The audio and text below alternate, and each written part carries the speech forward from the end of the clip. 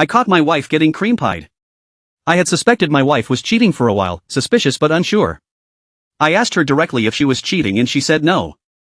We were having a lot of trouble and were seeing a marriage counselor, and my main complaint was that she had never paired up with me as a couple. She was her thing and I was mine.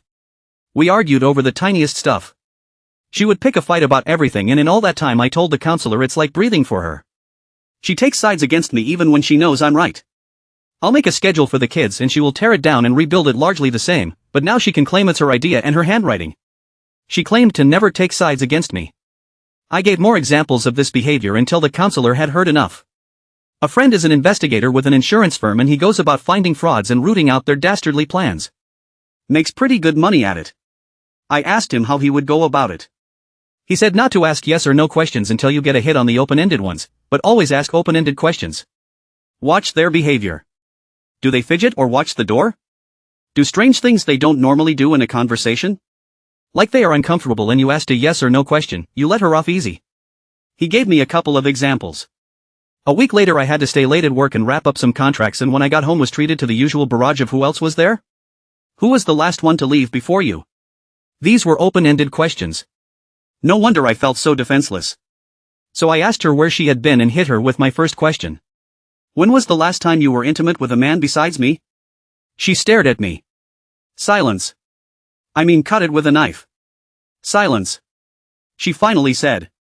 Define intimidating. Interesting answer. I gave a very broad definition without naming specific forms of spicy activity.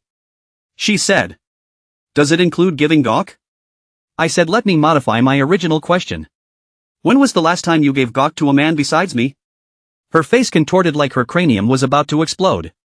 After another deafening silence, I said, who are you protecting? There was a slight jolt as a reaction to the question. She stared at me some more. Is he married?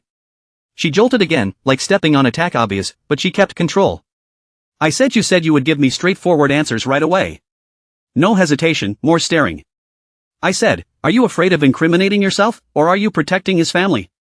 She swallowed, and the look on her face was like she wanted this to be over. Whether the conversation or the affair, I could not tell. I said, here's what I think. You're protecting him from me. You think I'll confront him, maybe in front of his wife, and you don't want that. You're protecting him because you were more loyal to him than to me. Her eyes misted and her lips quivered like something was trying to get out but could not.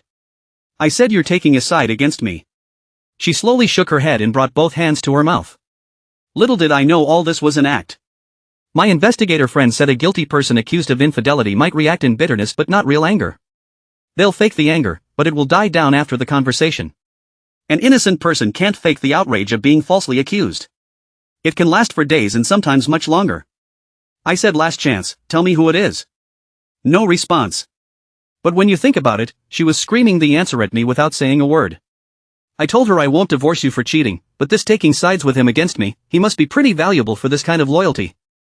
You must love him. She exploded into a rant. I listened to every word like a clinician. She ranted on and on until she was burned out. Then I said I need an answer to the question. You have your answer, she says. Repeat it for me in case I missed something more staring. I said, here's the deal. I gave you plenty of chances to come clean and you didn't.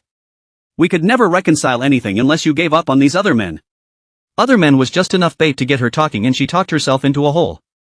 She's the type of person who can't stand it when there is a narrative coming from my mouth. She always has to correct it.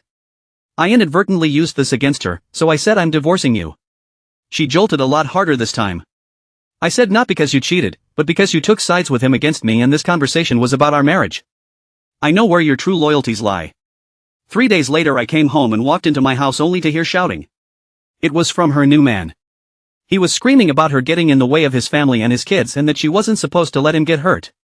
In an act of pure frustration, he grabbed the banana cream pie he brought her and slammed it in her face.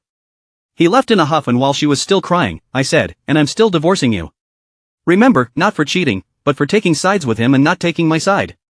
We're supposed to be side by side, but your loyalty and your heart belong to one another. I had a good laugh that night. I haven't been able to trust a woman since, but I know that soon I'll have healed and we'll be just fine. I couldn't care less about what happens to her at this point, it's all the same.